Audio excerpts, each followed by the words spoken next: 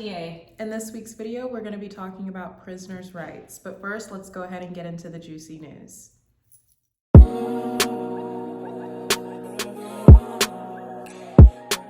All right, so in this week's juicy news, I wanted to read to you guys an excerpt that I found to be quite alarming in regards to prisoners and air conditioning.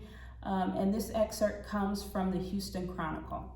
So it reads that the lack of air conditioning in prisons, especially in housing areas, has previously been argued to be a violation of human rights under the U.S. Constitution, the Americans with Disabilities Act, and the Rehabilitation Act.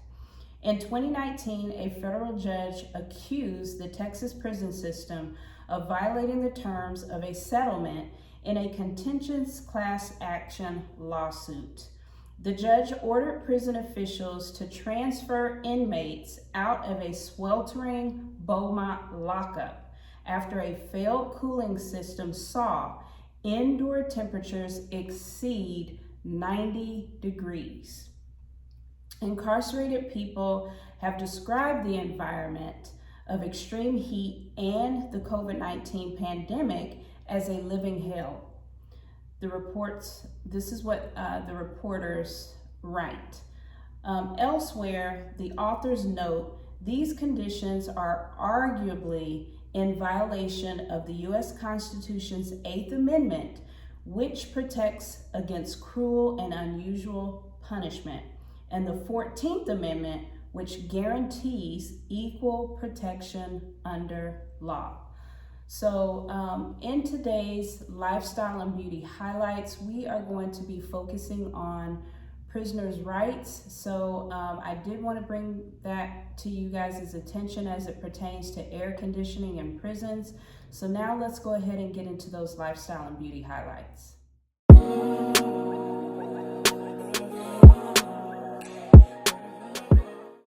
Today in Lifestyle and Beauty, we are going to be discussing 6 general prisoners' rights. Number 1, assault or excessive force in prison.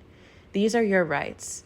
Prison officials have a legal duty under the 8th Amendment of the Constitution to refrain from using excessive force and to protect prisoners from assault by other prisoners.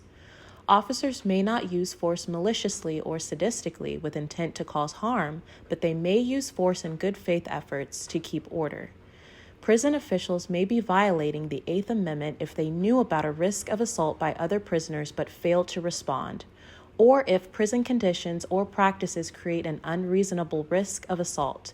For example, not having enough officers on the unit or not having cells locked properly. Here's what to do if you believe your rights have been violated. If you have been assaulted by an officer or fellow prisoner, you should file a grievance and appeal it through all available levels of appeal. Note that there are usually strict time limits for filing a grievance, so you should do so as soon as possible. If you believe you are in an immediate danger of assault, you should tell a staff member you trust. Number 2, religious discrimination in prison. Your rights. Federal law provides special protection for prisoners' religious exercise. If a prison policy, rule, or practice significantly impedes your ability to practice your sincerely held religious beliefs, prison officials must show that applying the rule to you furthers an extremely important governmental interest and that there is no other reasonable way to go about protecting that interest. If prison officials cannot show this, they must provide a religious accommodation to enable you to practice your faith. Depending on your particular circumstances, prison officials may be required to provide you with a religious diet, worship services, and access to clergy. They also may be required to allow you to have religious texts, wear certain religious clothing, headwear, and jewelry, and maintain religious grooming practices. Prison officials cannot impose religious beliefs or practices on you. They cannot punish you for declining to take part in religious activities or events that include religious elements. Prison officials cannot give special preference to members of one faith or treat prisoners of some religions less favorable than those of others. What to do if your rights are violated? You can file a complaint with the U.S. Department of Justice's Special Litigation Division, and you can contact the ACLU in your state for more information. Number 3, pregnant and in prison. These are your rights. You have the right to an abortion if you want one, and to refuse an abortion if you do not want one. You have the right to prenatal and other medical care for your pregnancy and postpartum care. You cannot be forced to pay before you can get the medical care you need. You may have the right not to be shackled. Many states have laws or policies that prohibit or limit the use of shackles on prisoners who are pregnant, are in labor, or have recently given birth. Some courts have also said that shackling is unconstitutional. You have the right to refuse sterilization or unwanted birth control after your pregnancy. What to do if you think your rights have been violated? If you are not getting the medical care you need, ask other medical or other staff to help you. Document everything that happens. Put your request for an abortion or other medical care in writing and keep a copy. Also, keep a list of the people who you've spoken to or contacted and write down what they say and the dates and times you spoke to them. In addition to your request for medical care, you should also file a grievance if your medical needs are not met. If your grievance is denied or rejected, file an appeal and pay attention to all the rules and deadlines of the grievance system, which are usually written in the inmate handbook. Number 4, in prison and have a disability. Examples of discrimination against people in prison with disabilities. Example number 1, exclusion from facilities, programs, and services that are accessible to other prisoners.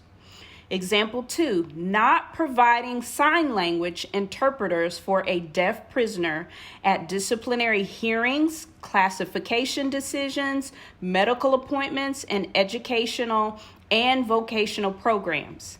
Example 3, failure to provide medical devices such as wheelchairs and canes to disabled prisoners.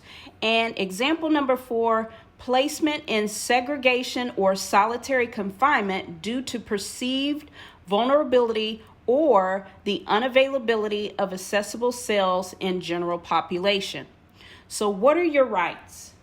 Prisoners with disabilities are protected under sections of the Americans with Disabilities Act and the Rehabilitation Act of 1973. In the prison and jail context, the Rehabilitation Act applies to facilities run by federal agencies, such as the Bureau of Prisons, and to any state or local agency that receives a federal funding.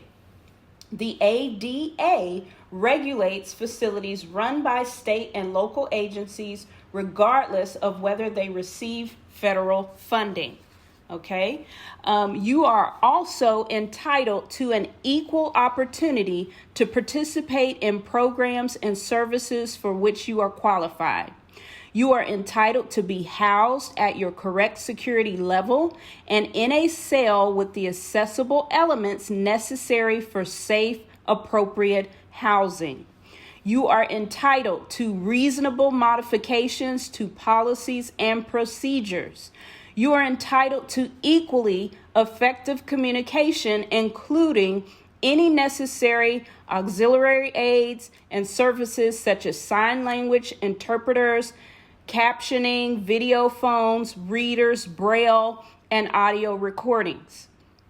Prison officials are not required to provide accommodations that impose undue financial and administrative burdens or require a fundamental alteration in the nature of the program.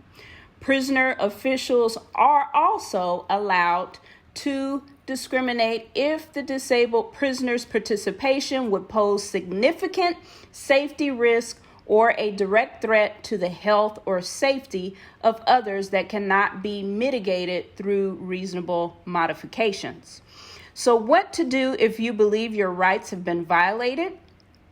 File a formal grievance through your facility's grievance process and appeal all levels available. If your facility has an ADA coordinator, you may also contact that person and ask him or her to help you with an accommodation for your disability. You or your attorney can file a lawsuit explaining how your rights have been violated under the ADA, the Rehabilitation Act, or both. You must complete any available grievance procedure and all appeals before filing a lawsuit in federal court. To bring a lawsuit under these laws, disabled prisoners must show, 1, that they are disabled within the meaning of the statutes, 2, that they are qualified to participate in the program, 3, that they are excluded from, are not allowed to benefit from, or have been subjected to discrimination in the program because of their disability. Under the Rehabilitation Act, prisoners must also show that the prison officials or the governmental agencies named as defendants receive federal funding. Depending on the situation, disabled prisoners may file claims for relief under the 8th Amendment, which prohibits cruel or unusual punishment, in addition to or instead of the ADA or Rehabilitation Act. The laws of some states may provide different or greater legal rights than the federal laws. Disabled prisoners should investigate this possibility before bringing suit. Number 5, publications in the mail in prison. Your rights. Prisoners generally have the right to receive books, magazines, and newspapers by mail, subject to the restrictions described below. Prison authorities can generally decide to censor a publication for reasonable goals related to prison safety or security, but cannot reject a publication because they disagree with a political viewpoint or for other arbitrary reasons.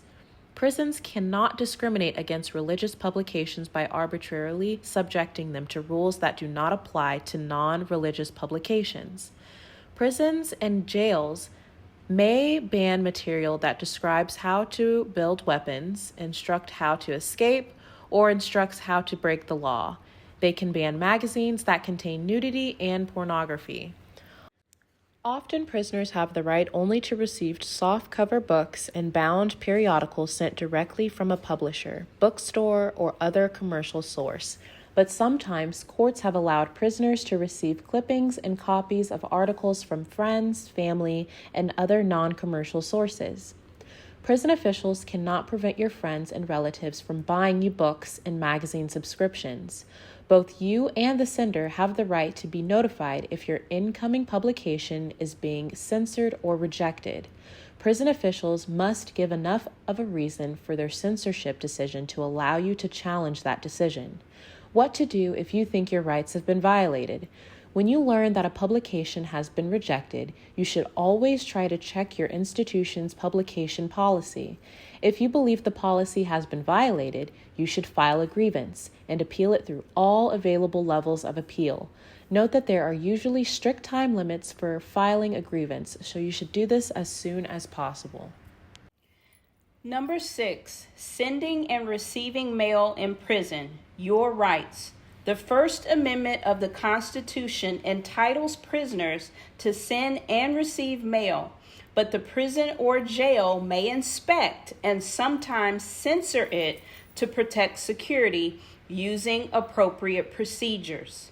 Prison officials' ability to inspect and censor mail depends on whether the mail is privileged or not. Officials may open non-privileged mail, which includes letters from relatives, friends, and businesses outside your presence. They can read this mail for security or other reasons without probable cause or a warrant. Incoming or outgoing non-privileged mail may be censored for legitimate security reasons.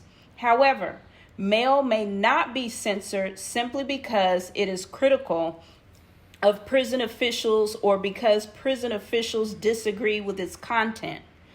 Prisons may not ban mail simply because it contains material downloaded from the internet. You may not be punished for posting material on the internet with the help of others outside of prison. Clearly marked privileged mail, which includes communications to and from attorneys and legal organizations like the ACLU, gets more protection. Officials may open incoming privileged mail to check it for contraband, but must do so in your presence. They are not allowed to open outgoing privileged mail. Privileged mail ordinarily cannot be read unless prison officials obtain a warrant allowing them to do so. If your incoming mail is censored, both you and the sender are entitled to notice. The notice must explain the reasons for the censorship in enough detail to allow you to challenge it. So, what to do if you think your rights have been violated?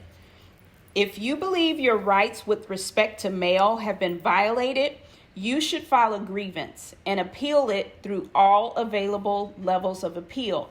Note that there are usually strict time limits for filing a grievance, so you should do so as soon as possible. You should file a new grievance for each incident. You have a better chance of succeeding in a lawsuit if you can establish that the prison's violations of your rights are the result of an ongoing policy or practice rather than isolated incidents. That's all that we have for lifestyle and beauty highlights. So let's go ahead and get into class with Professor Tresvant.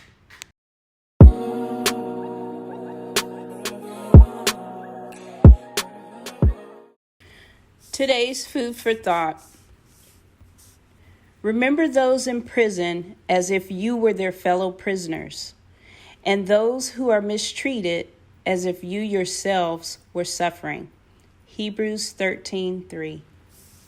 Thank you so much for watching this week's episode. We hope you were well informed on prisoners' rights. Don't forget to like, subscribe, and hit that notification bell for more videos like this to come.